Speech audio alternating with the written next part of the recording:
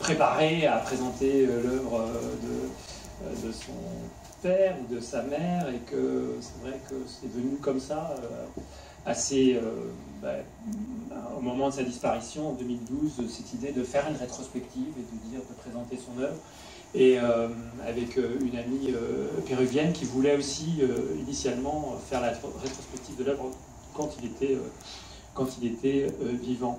Et donc on ne s'imagine pas, effectivement, on n'imaginait pas ni l'un ni l'autre, enfin, en allant dans son atelier, trouver on n'imaginait pas ce qu'on allait y trouver, et d'autant plus que voilà, quand on est enfant, on voit son père peindre, on le voit travailler, on voit les œuvres un peu exposées, on imagine un peu plus l'œuvre, on la voit par les expositions, on n'est pas tout le temps là pour les expositions. Et donc là, ce travail finalement de découverte, de présentation de l'œuvre, ce travail sur la rétrospective nous a fait découvrir des centaines d'œuvres, des centaines des milliers de dessins et des centaines d'œuvres que Siegfried avait conservées dans son atelier dans le Loiret.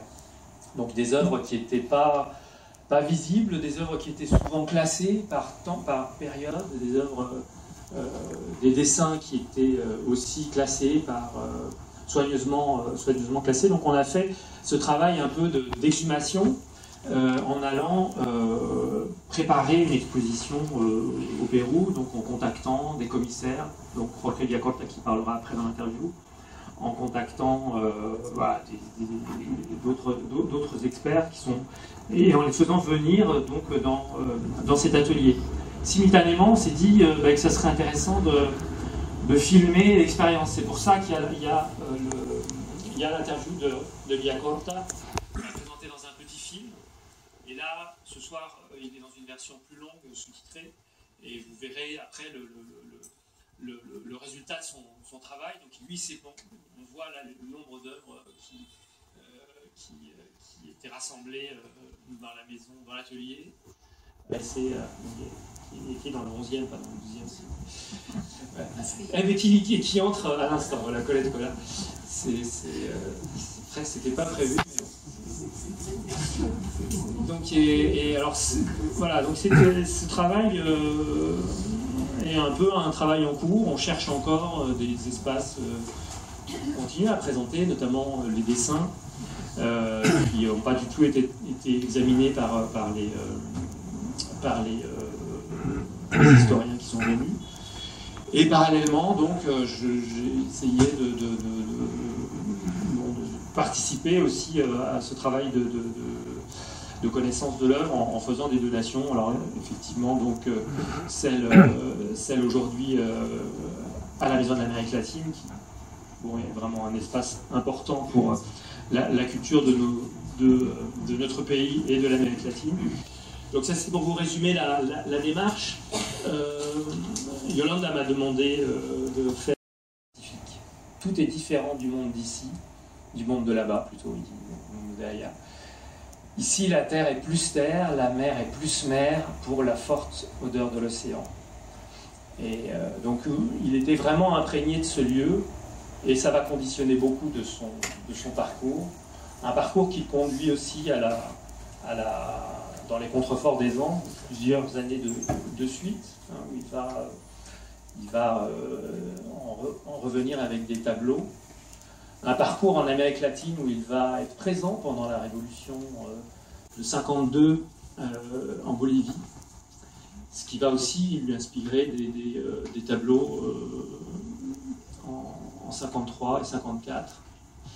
Et donc c'est qu'en 55 qu'il a la chance de présenter ses œuvres à Lima pour la première fois, avec un succès succès important,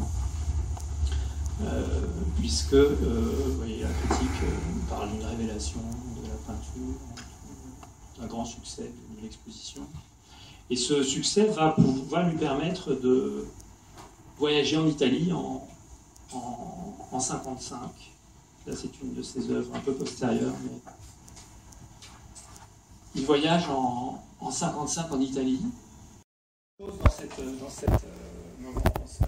cette arrivée en Italie et en Europe, et la preuve, c'est qu'il va rester, il va exposer à plusieurs reprises en Italie, donc à la galerie Schneider, puis après à Bergamo, puis après il va rencontrer un marchand d'art italien qui s'appelle Bruno Lorenzelli, qui va aussi l'accompagner dans son travail. Là on le voit cette fois à Paris. Quelques-unes de ses œuvres inspirées de Paris. Et c'est une période aussi où la technique va faire l'objet pour lui d'une expérimentation. Il va travailler beaucoup le grattage, il va tremper ses toiles, les sécher, gratter. Il y a tout un travail important sur la matière de la toile. C'est une période aussi où, alors je l'ai évoqué un petit peu, mais au début des années 50, il avait des camarades très engagés politiquement. Il était lui aussi, comme vous avez pu le deviner par l'un des tableaux. Et à Paris aussi. Là, on le voit, il participe à une manifestation à Paris en faveur de l'indépendance algérienne. Il participe aussi à un appel en faveur même de la guérilla péruvienne en 1965 avec Julio Ramón Ribeiro, qui est un de ses amis, et Mario Vargas Llosa aussi, qui signe ce texte en faveur de la guérilla du Pérou. C'est une parenthèse pour dire qu'effectivement la politique, elle continue, enfin voilà, la politique conduit aussi, pousse aussi au déplacement et l'art est présent, mais les deux choses se nourrissent.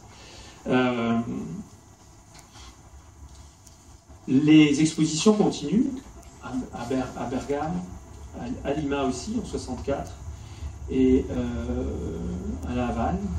On a là un travail différent qui est présenté avec des formes cristallines, des monotypes également, à cette exposition à La Havane, donc avec des impressions sur papier, une tentative plein d'expériences de monotypes. Vraiment, je disais qu'il y avait plusieurs milliers de dessins et ces dessins sont très forts pour certains. Ils sont imprégnés aussi de signes aussi qui je crois, sont aussi probablement inspirés de l'art traditionnel péruvien et des formes.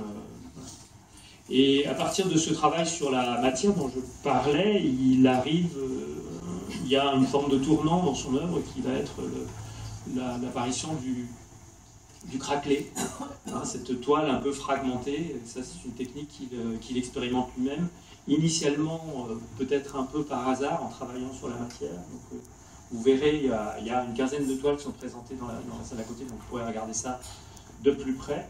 Et là, il y a un de ces premiers craquelés également. Donc on voit, il y a une sous-couche de blanc, et puis il peint dessus avant que ce soit totalement sec. Et donc ça donne comme ça des effets de force, de tension qui sont intéressants. Et donc là, on a un tournant dans son travail qui, disons, démarre grosso modo en 70 avec cette expérience du craquelé. On a quelques petites présences à Paris, mais il faut bien dire très modestes dans des petites galeries, alors qu'il continue à exposer en Italie de manière régulière. Mais il produit, hein, on peut le voir, il est prolifique avec cette technique et ces paysages qui déconcertent un peu les critiques. Je vais vous lire très brièvement une petite critique d'un historien de l'art péruvien, Jorge Bergoy, qui nous dit sur ces tableaux, enfin sur cette période-là, que le résultat est mystérieux et pénétrant par les contrastes de couleurs, le vernis craquelé, les lignes qui décrivent la limite des formes et les ombres qui se dissipent devant la nature. La ligne fine lui sert à illuminer certains fragments et donner de la profondeur et du mystère au paysage. Malgré l'intelligente incorporation des langages modernes, le cubisme et l'abstrait, les formes de cet artiste restent enracinées au paysage, de la mer, l'eau, la terre, l'ensemble, dans un silence destructeur. Alors, il y a une parenthèse, souvenir de ces premières années des plages de Pucusana, au sud de Lima, dont on parlait tout à l'heure, qui effectivement, quand on le sait, voilà, font apparaître en fait effectivement des images connues. Ça, c'est une exposition en Italie. D'autres images qui évoquent le paysage péruvien.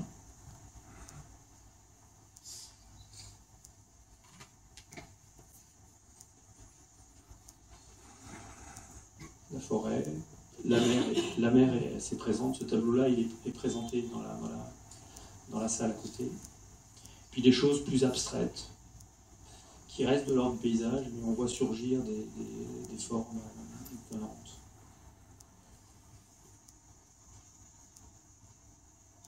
Je feuillette un peu plus rapidement pour laisser la place à l'entretien suivant. Les expositions continuent au Pérou. Et là, on voit ici Siegfried dans son atelier de la place gauche, et au début des années 80. Et là, il va revenir à une peinture sans craquelure, avec des paysages oniriques. Ça reste des paysages de l'imaginaire. La presse péruvienne est beaucoup plus présente à ce moment-là. On parle du retour de Lasquet. La violence de la craquelure évoque pour beaucoup de critiques aussi quelque chose d'assez dur, d'assez violent. Donc, là, pour le coup, il s'en échappe avec ces tableaux effectivement un peu de rêve, un peu d'un imaginaire qui évoque à la fois le paysage et la poésie des lieux.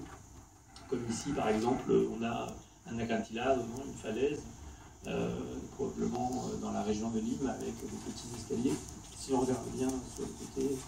Donc tout ça est très une interprétation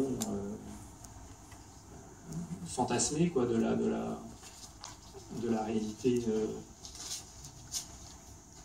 du souvenir qu'il en a. Des grands formats aussi, celui-là fait 3 mètres de long, qui évoque des fonds marins.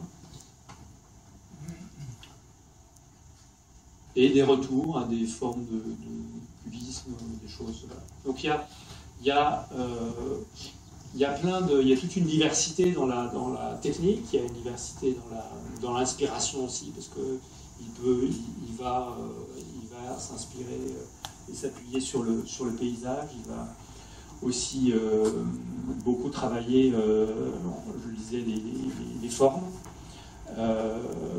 Le travail du dessin sur le monotype va lui inspirer sa dernière exposition à Lima. En 91, il présente une série de tableaux qu'il a réalisés à Pucusana, qui sont là proches du dessin, enfin, qui rappellent son travail des monotypes. Mais il signe là, en fait, en 91, donc finalement assez tôt, sa dernière exposition à Lima, alors qu'il va continuer à travailler. C'est une œuvre postérieure des années 2000. Elle est aussi ici. Voilà, ça c'est donc une photo de lui à côté de ses dessins, c'est pour vous dire l'ampleur du travail accumulé. Je veux conclure cette comment dire, cette chevauchée effrénée sur 50 ans de peinture, mais on aura le temps d'en parler par une petite citation, c'est pareil, d'un courrier sur, au fond, la difficulté qu'il a exprimée à un moment donné devant ce... Pas dans la création, mais dans son activité de peintre. Je vous lis ce petit paragraphe en guise de conclusion de mon intervention. C'est difficile. Ce n'est pas tellement le fait que ce que je le fais tout seul, sans le regard d'autrui, sans le marché de l'art, sans que mes collègues peintres le voient, sans le recul, puisque mes toiles, dans 3 ou 4 semaines, seront à nouveau recouvertes, une nouvelle couche de blanc, une nouvelle couche de couleur. Je fais des toiles qui sont empilées, 500, 800, elles sont plus anciennes. Elles sont un peu à l'abri des couleurs. Si par hasard une sort, elle sera vite recouverte à nouveau. Et pourtant, il faudrait qu'elle ait une vie propre, une vie à elle, qu'elle soit vue. Et pourtant, je ne fais rien pour qu'elle soit vue, pour que cela arrive. C'est ça l'impossibilité majeure. Voilà, je finis sur cette phrase. C'était pas totalement une impossibilité, puisque la preuve y a beaucoup exposé, mais c'est vrai que je conclue un petit peu là-dessus, dans la mesure où ce travail doit être fait par moi ou ses proches pour sortir, disons, les œuvres des cartons qu'on a vus précédemment. Voilà ce que je voulais vous dire en introduction.